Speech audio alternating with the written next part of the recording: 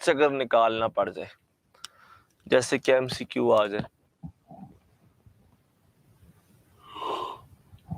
हमें आता है MCQ, अगर Q1 1 कॉलम है और Q2 4 कॉलम है और उनमें डिस्टेंस 3 मीटर है, अब दोनों पॉजिटिव हैं, तो बताएं जीरो फील्ड रीजन कहाँ पर बनेगा? दोनों हैं पॉजिटिव। हमारे पास स्टूडेंट्स इस केस में आंसर बन जाएगा 1 मीटर, 2 मीटर, 4 मीटर और 0.5 मीटर। बताएं कौन सा ठीक है? सबसे इजी बता, डायग्राम सेट कर लेना। अब यहां पर देखें, जो Q1 है वो 1 कूलम है,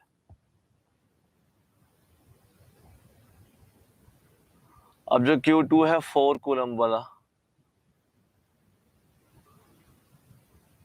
दिस इज Q2। अब इनमें स्टूडेंट जो सेपरेशन है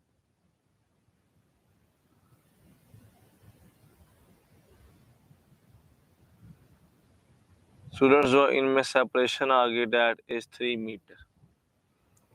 अच्छा, असूला नहीं होता है कि 1 और 4 दोनों पॉजिटिव है, इनके तो बिहाइंड बनता था, छोटे वाले के बिहाइंड बनेगा, इसका मतलब है 1 के बिहाइंड कुछ यहाँ पर बनेगा।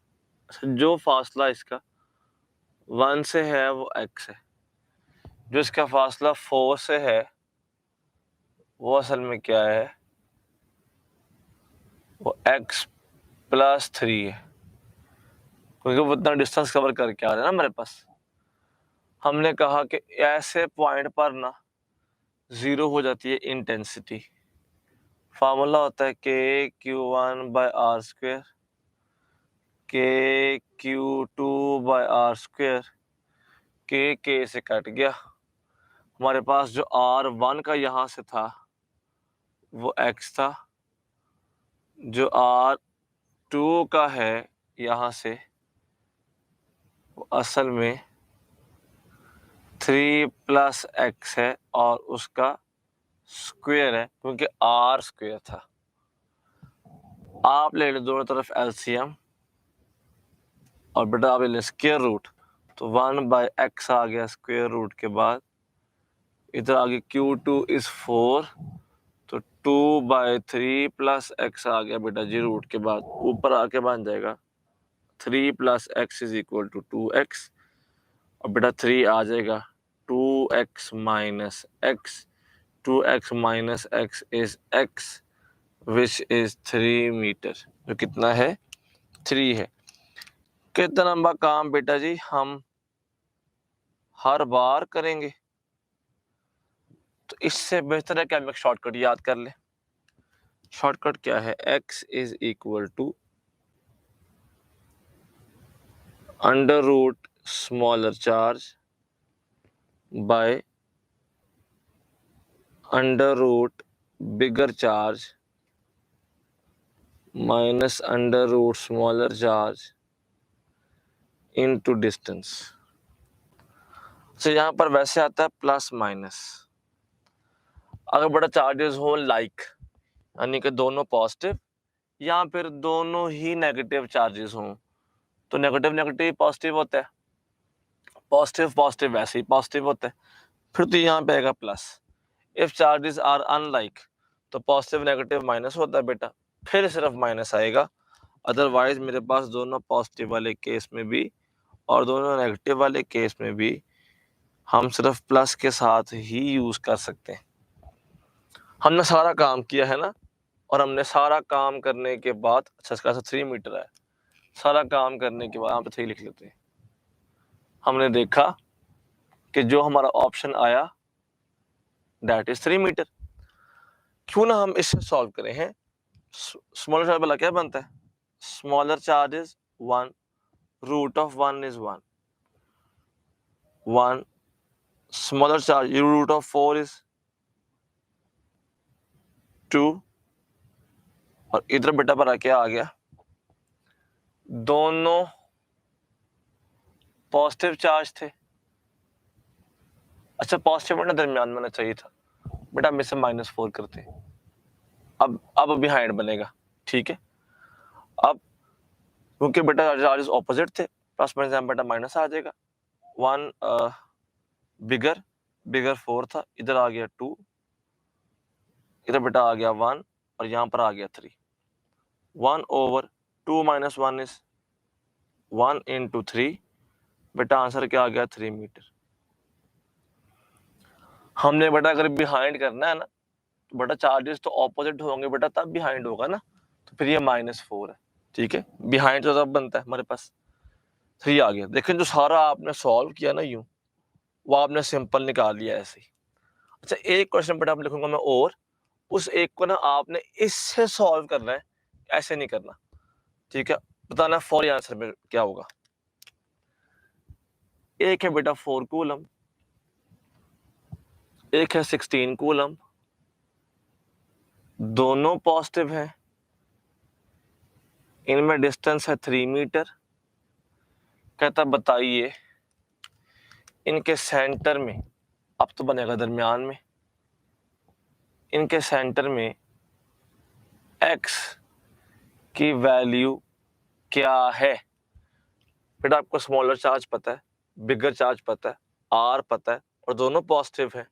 फॉर ही बताएं जरा बेटा क्या बनेगा, फॉर ही।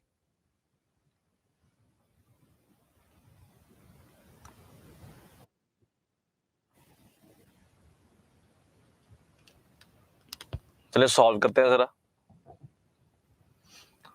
ऊपर स्मॉलर चार्ज था, √4 कितना हो गया 2, नीचे आ गया बिगर चार्ज 16, इधर आ गया स्मॉलर चार्ज 4, सेंटर में था प्लस माइनस, दोनों के प्लस थे बेटा, यहाँ प्लस आ जाएगा, मल्टीप्लाई r था, r3 गिवन है।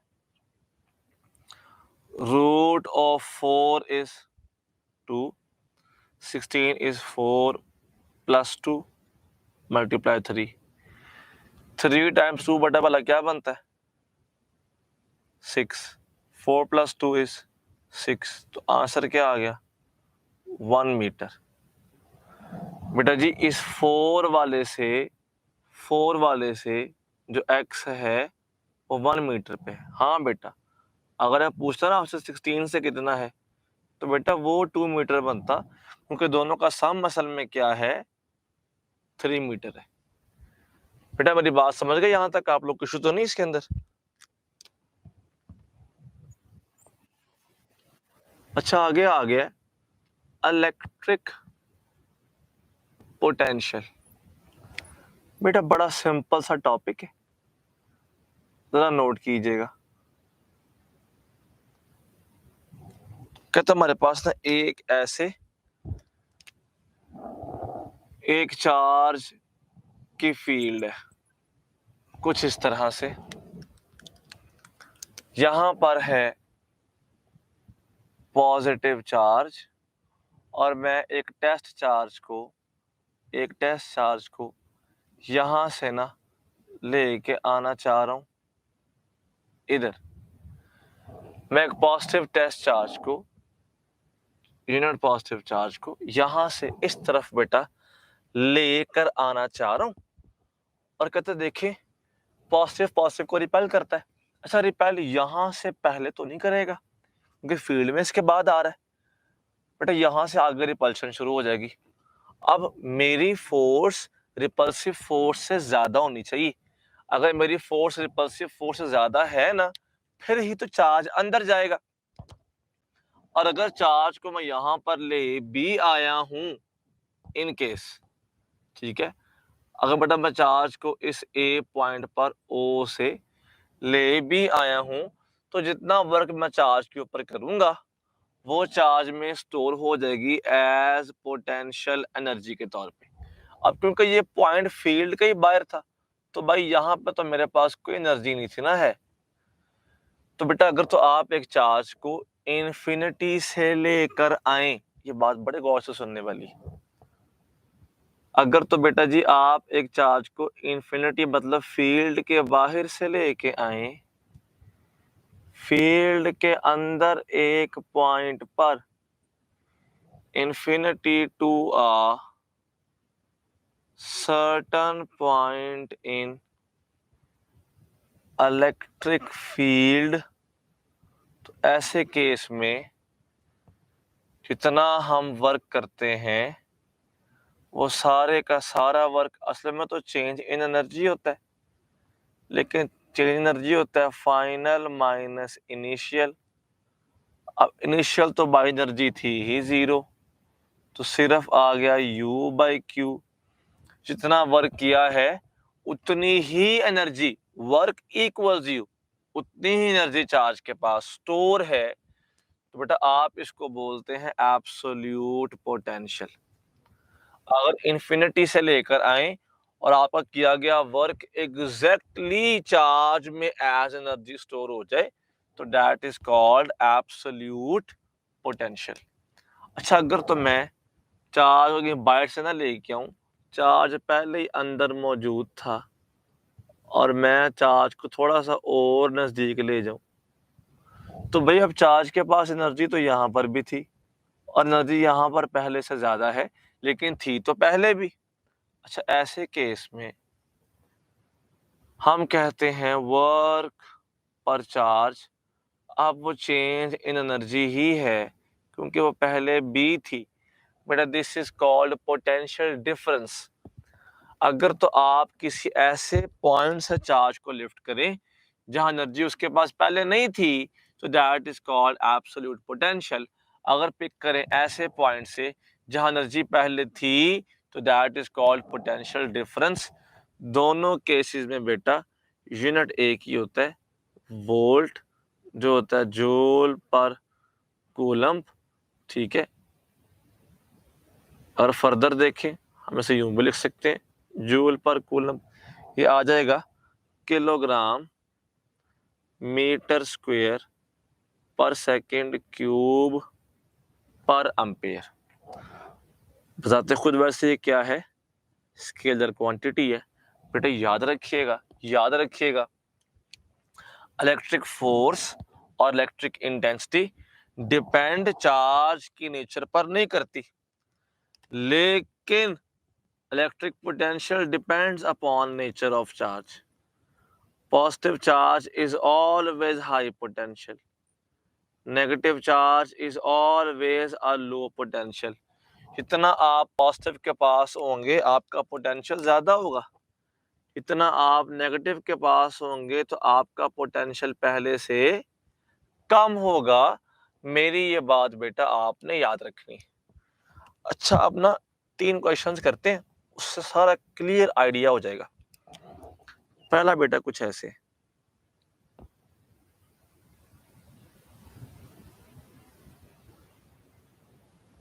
फर्स्ट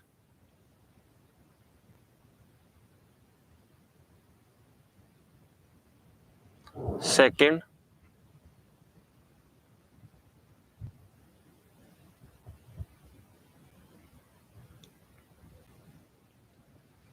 बेटा ये आ गया थर्ड। फर्स्ट केस ये है जिसमें lines are something like this. Second case बेटा जी ये है जिसमें lines are something like this. और बेटा थर्ड केस ये है। कोई आप में से बता सकते हैं कि फर्स्ट केस किसकी लाइंस है?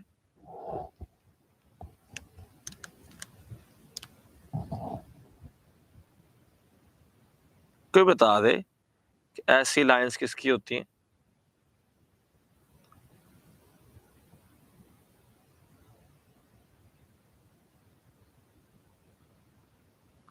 बेटा फर्स्ट में these are the lines of a positive point charge।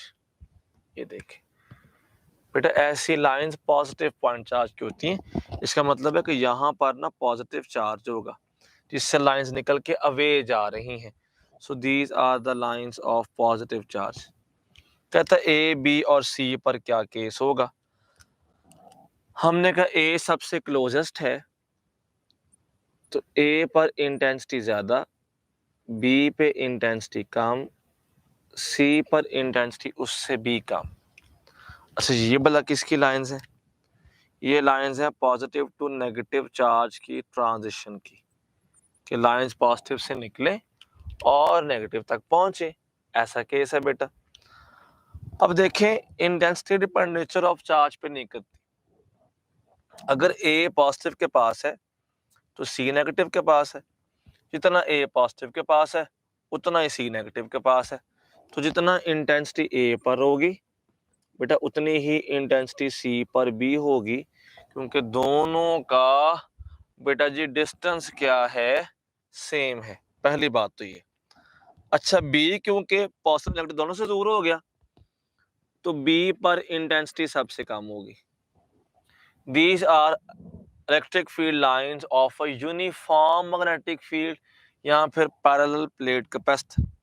बेटा यूनिफॉर्म फील्ड के अंदर याद रखिएगा, यूनिफॉर्म फील्ड का मतलब ही ये है कि हर जगह पर इलेक्ट्रिक फील्ड स्ट्रेंथ की यूनिफॉर्मिटी है, हर जगह पर फील्ड स्ट्रेंथ सेम होती है। अलबत्ता इन सारों में केस ऑफ पोटेंशियल सेम ही है। जो पॉजिटिव के पास है उसका पोटेंशियल ज़्यादा, जो पॉजिटिव से दूर जा रहा है पोटेंशियल कम होता रहेगा। जो पॉजिटिव के पास है उसका पोटेंशियल ज़्यादा, जो पॉजिटिव से दूर जाके नेगेटिव के पास जा रहा है कम होता रहेगा पोटेंशियल। आप ये बात जानते हैं, लाइंस पैदा होती हैं पॉजिटिव से, एंड होती है नेगेटिव पे। तो जो पॉजिटिव के पास है बेटा उसका पोटेंशियल ज़्यादा, जो नेगेटिव के पास जा रहा है उसका पोटेंशियल कम ही होता रहेगा।